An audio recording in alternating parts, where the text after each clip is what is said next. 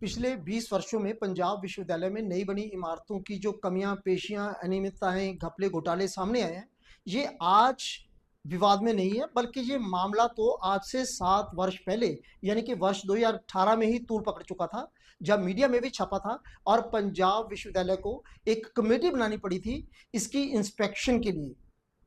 बात कर रहा हूं मैं जून 2018 की, जब कमेटी की रिपोर्ट आई। आप देख सकते हैं उस कमेटी की रिपोर्ट, ये 18 जून 2018 की रिपोर्ट है, जिसमें कमेटी ने स्पष्ट कहा था कि मैं रिपोर्ट पढ़ रहा हूं, it is a matter of serious concern and the committee recommends to the syndicate that on the basis of facts the person responsible for the lapses should be identified and the responsibility should be fixed.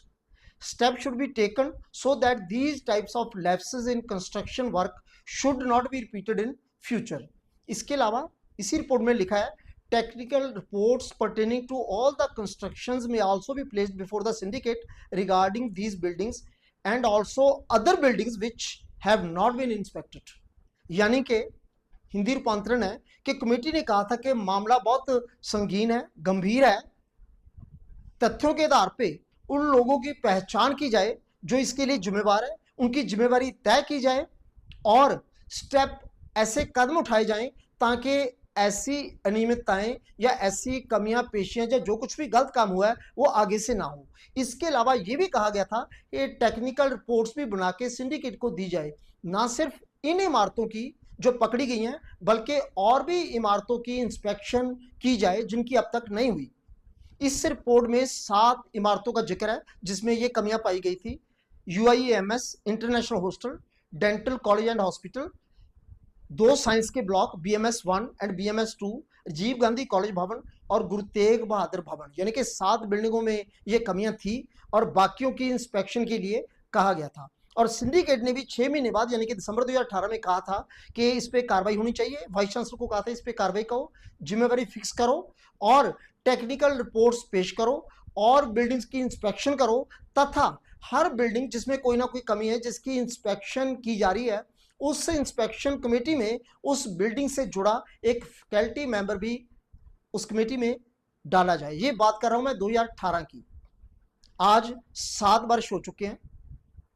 इन 7 वर्षों के समय में इतना निर्माण हुआ, बिल्डिंगें बनी, लेकिन 7 वर्ष कार्रवाई के लिए कितने कम हैं ये आप देख सकते हैं उस क्वेरी से जो मैंने RTI में पूछी थी। मैंने पूछा था कि सिंडिकेट के दिसंबर 2018 के इस फैसले के बाद पंजाब यूनिवर्सिटी के वाइस चांसलर ने कौन सी टेक्निकल कमेटी बनाई, उसका ऑर्डर कहाँ है, उस कमेटी की क्या रिपोर्ट आई, वो रिपोर्ट कहाँ है और कौन से वो व्यक्ति हैं जिन पे कोई जवाबदेही, कोई जिम्मेवारी तय की गई।